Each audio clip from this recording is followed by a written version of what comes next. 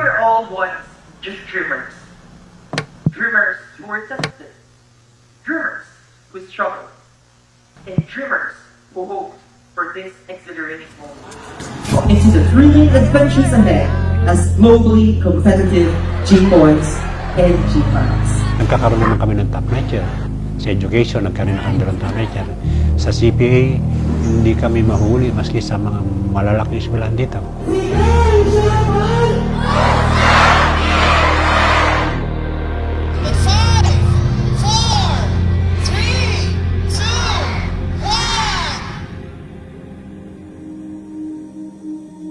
Tawag daw sa GFIers noon, garbage for incompetence. Pero if they question the capacity of the students of GFI, that is something that is more hurtful for our family.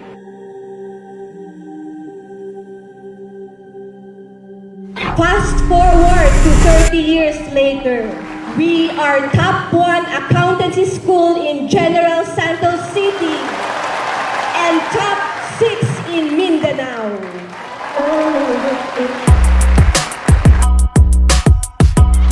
My mission for GFI now, it will be the main school in the entire southern Philippines.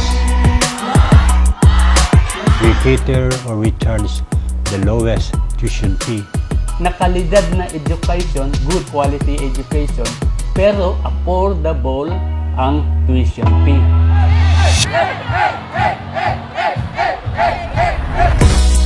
GFI is kilala na ngayon sa accountancy. Sa Jensan, pag sinabing GFI, accountancy yan. Parang kakambal ng GFI ang yung accountancy na program. Our passing average in the licensing exams for our educators is almost 50% higher than the nationwide average. Darating ang time, lalago ang GFI. So, hindi siya nagkamali. Kasi si Sir Dom is very dedicated sa dreams niya. So, it's not surprising na ganyan na ang GFI ngayon. Malaki na masyado. I am proud that GFI has come a long way from the unknown school in a wooden old house that our manong drivers called Jeepay. Not bad for school called garbage for incompetence.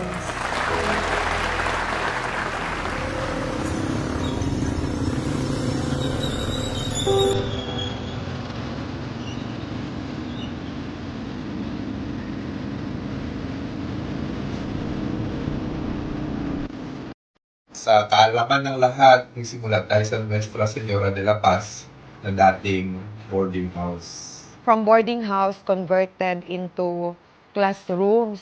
Pinagtatawanan nga ang GFI kasi mukhang boarding house naman talaga. Doon nagsimula, nagkaroon siya ng review center. Doon siya nagsimula magtayo na ng eskwelahan. Review center muna yun. CPA Review Center. First review center. Dito nagsimula lahat ng GFI. So pagdating sa mga books, konti pa lang din. Halos yung ibang mga books din doon, donated din yun. Yung iba, binili, pero bihira lang talaga yung mga bagong mga libro doon. Parang nagsimula sa scratch talaga ang GFI. Very minimal lang rin ang staff. O gamay lang po ang available ng mga position, katong mga primary positions lang dito siya ang available. Sabi niya, kaya kung mag-join ka sa akin, I can give you one subject, Accounting 11, kasi first year pa man.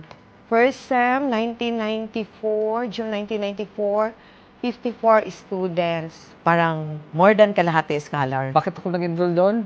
Kasi may scholarship. Kung dito ka sa school, lilipat ka, wala kang miscellaneous, wala kang tuition, matatapos ka na, wala kang babayaran.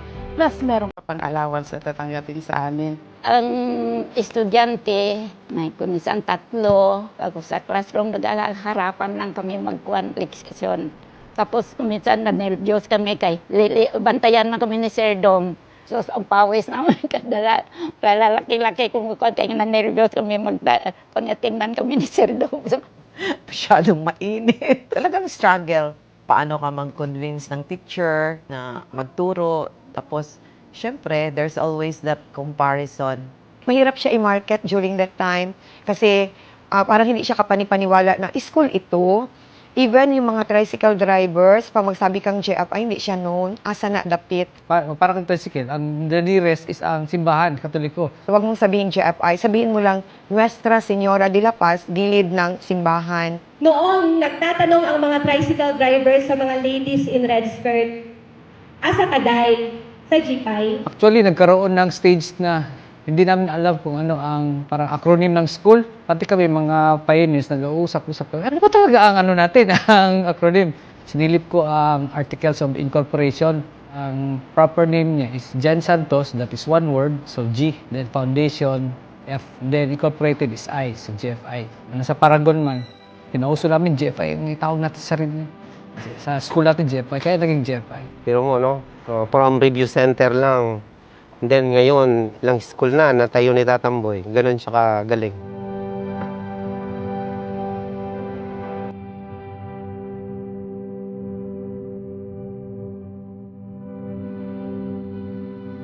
He is our first humble dreamer.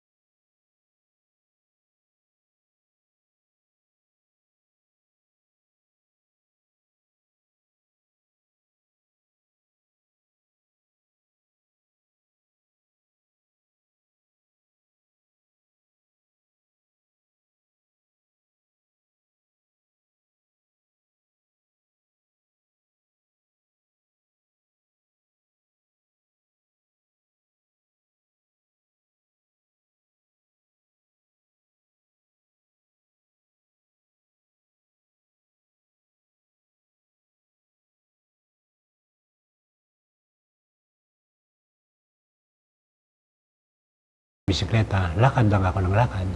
Nalaman ni Tatamboy, hindi ako nag-aral. So sabi ng mother ko, si Tambireng, gusto mo ba mag-aral?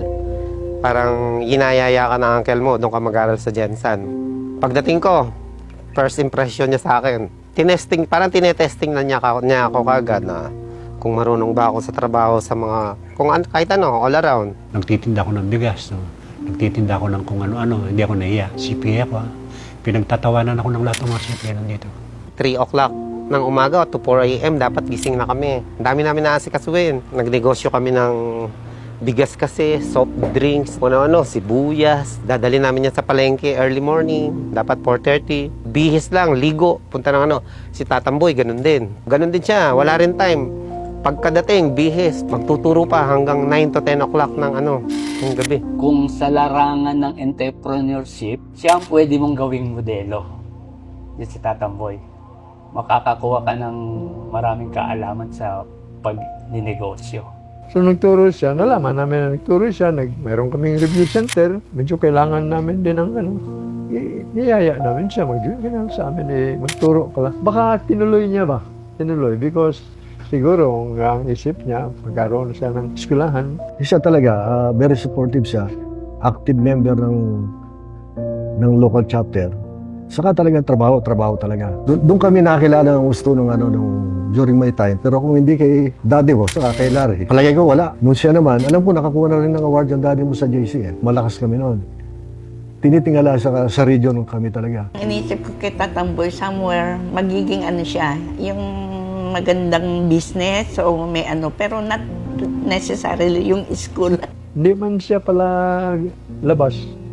Hindi katulad namin, Si Pare Dom talaga is an epitome of the best father. Kasi nasa kanya ng lahat Matalino, masikap. Sabihin natin na hindi yung kuripot, kung hindi makwan sa buhay. Masinop. Masinop sa buhay, hindi kuripot. Kuripot is something negative kasi. So we have to choose a word na parang positive ang dating. O matipid. Matipid siya. Kaya ang masense yung daddy mo dahil doon sa trait na yun yung talagang matipid siya talaga, hindi naman sa kuripot. Ultimo nga damit niya hanggat pwede, hindi mo makikita siyang bibili ng mamahalin na damit Never kami nagka-brand new car. Laging nasisira. Every week nasa talyer yung sasakyan. Ako ang pinagbabantay buong araw sa talyer. Bantay ka sa talyer. Bakit? Sabi, pwede ko namang iwan, Dad. Baka merong kunin na pyesa. Sabi ko, Dad, wala silang kukunin na pyesa. Halos sira-sira na lahat yan. Hindi kukunin sila, ibibenta nila yan sa buti bakal lang. Naalala ko yung mga niya sasakyan, yung kulay blue, yung Brasilia. Yun ang original na sasakyan ni Tatamboy. Malayo pa lang yun, nasa kanto pa lang, bubuksan ko ng gate, maririnig ko na. Tapos pag umaandar siya, pumuputok yung tambutso ba yung pupuk? Ang lakas. Papatayin niya. Inyo-neutral niya. Inyo-neutral niya para Para walang tunog. Tapos lahat kami nakayuko lahat kasi syempre walang yung sasakyan. Kita-kita ko kanino yung sasakyan na putok ng putok. Meron siyang 3 M matalino, matyaga, tsaka masipag talaga. Kung ano yung mga pangarap niya, gusto niyang marating talaga yan. Ang beauty kay Sir Dom, kahit very frugal ang lifestyle namin, never namin na-feel na kulang. He did not start GFI because he wanted to be this school and that school. In fact, he simply wanted to provide education to students who cannot afford the tuition of these schools. Sabi niya, kailangan ng General Santos City na maitaas ang economic status through educated people. Si Dom parang nag-continue sa kanyang doctoral kasi nga may vision siya.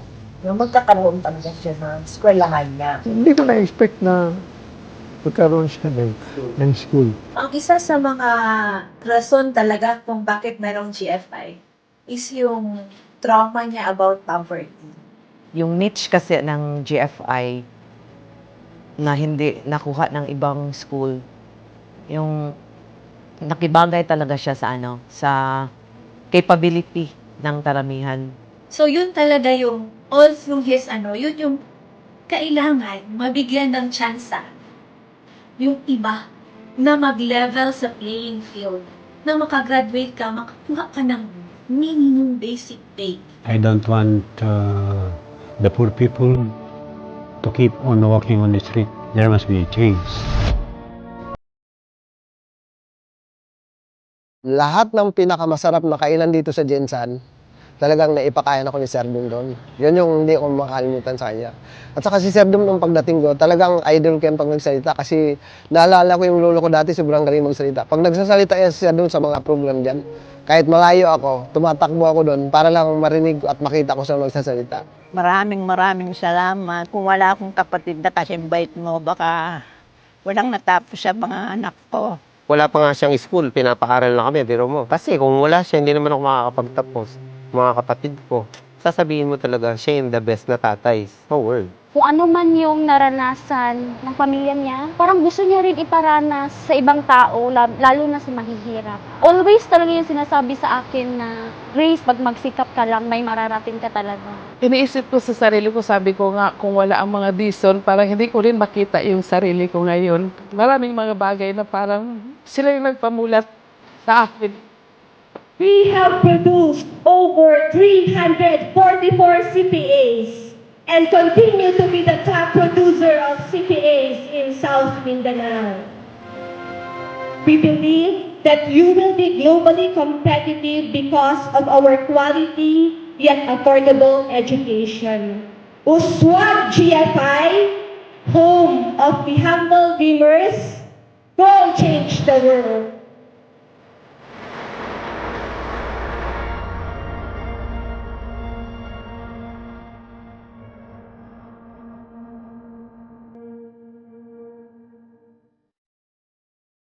Pag maganda ang puso mo, at saka pag-iisip mo, at saka may takot ka sa kanya, I think he'll be given a good chance to walk through your path of life na maganda. Sigaw, isigaw, sigaw.